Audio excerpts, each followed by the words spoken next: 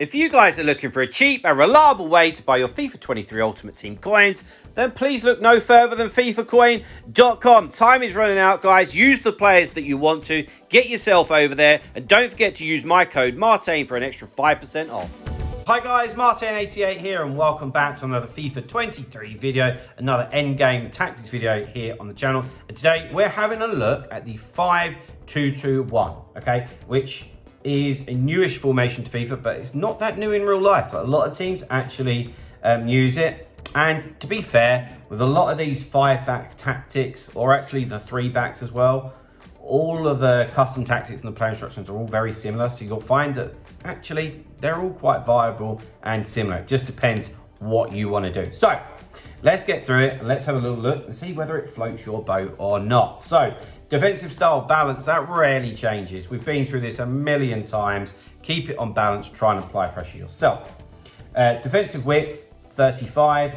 To be honest, between 35 and 40, just want to stay narrow because most people like to attack through the middle. They might put the ball out wide first, but ultimately they want to get into the middle of the pitch. And trust me, I've seen it so much with all the coaching that I'm doing. Get that defense nice and narrow.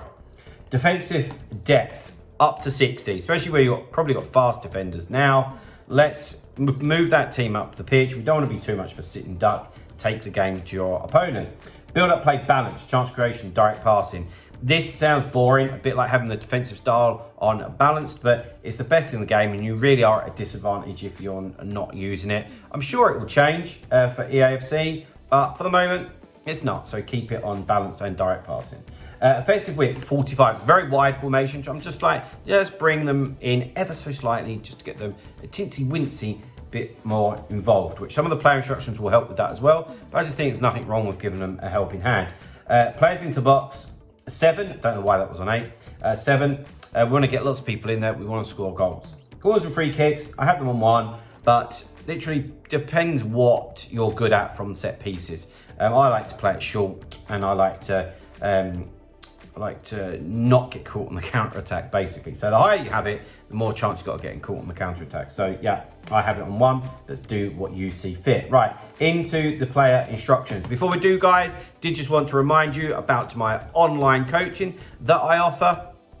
Even though we're close to EAFC now, honestly, the way that I coach is quite seamless. So it's not going to make too much of a difference. So please, if you are looking to improve at the game, get in touch with me. Email address is martinfifa88 and let's get you ready and raring for the next game. Right, so back 3, stay back while attacking. However, I've said this a lot. If possible, I like to have a left centre-back and a right centre-back who are actually very comfortable with the ball and who can take the ball on and push those wing-backs further up the pitch. Varane doesn't overly fit that mould, but you've got to think that defending is still the priority here, okay? Capdevila on the other side very much fits that mould. So he can tell Thomas Lemar, go, you can trigger him, go on a run.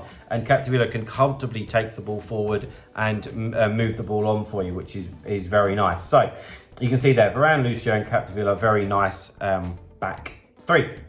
On to the wing back. So there's always that dilemma about, you don't want out and out fullbacks here. Equally, you don't want like Neymar on the left and Mbappe on the right. I have to be honest, and I think I picked a gem out here.